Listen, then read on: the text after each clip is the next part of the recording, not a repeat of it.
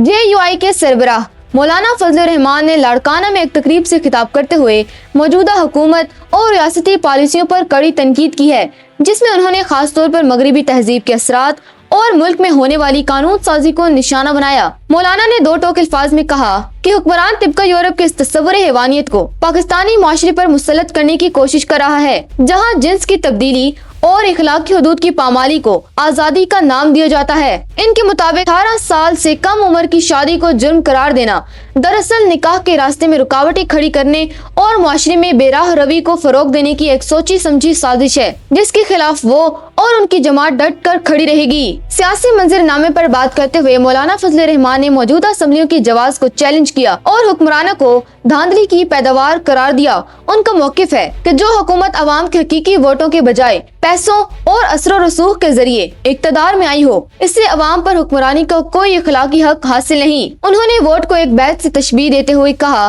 कि जब वोट के अमल में झूठ और सौदेबाजी शामिल हो जाए तो वो बैत बाकी नहीं रहती, इसीलिए वो इन हुक्मरानों की अथॉरिटी को तस्लीम करने से इनकार करते हैं। उन्होंने हुकूमत पर बदनीयती का इल्जाम लगाते हुए कहा कि 26वीं आईनी तरमीम के वक्त किए गए वादे जैसे सूद का खात्मा और वफाकी शरीय अदालत को मजबूत बनाना अभी तक पूरे नहीं किए गए, जो हुक्मरानों के दोगलेपन का सबूत है। मौलाना ने आईनी तरामीम के तरीकाकार पर भी संगीन सवालात उठाए और दावा किया कि हुकूमत के पास 2/3 अक्सरियत न होने के बावजूद इरकान पार्लियामेंट की खरीदो फरोख्त और जबर के जरिए तरामीम मंजूर करवाई गयी। उन्होंने 27वीं आईनी तरमीम को मुस्तरद करते हुए कहा कि वो ऐसी किसी कानून साजी को कबूल नहीं करेंगे जो इस्लामी शायर और समाजी इक़्तिदार के खिलाफ हो। इसके अलावा उन्होंने अक़लियतों के कमीशन और कवानीन के हवाले से भी खबरदार किया कि मखसूस अल्फाज के सहारे कादियानियों के लिए खुफिया रास्ते हमवार करने की कोशिश की गई थी, जिसे इनकी जमात ने बर वक्त पकड़ कर नाकाम बनाया। मौलाना का यह खिताब इस बात का वाज़ेह ऐलान है कि वो आने वाले दिनों में हुकूमत के खिलाफ अपनी सियासी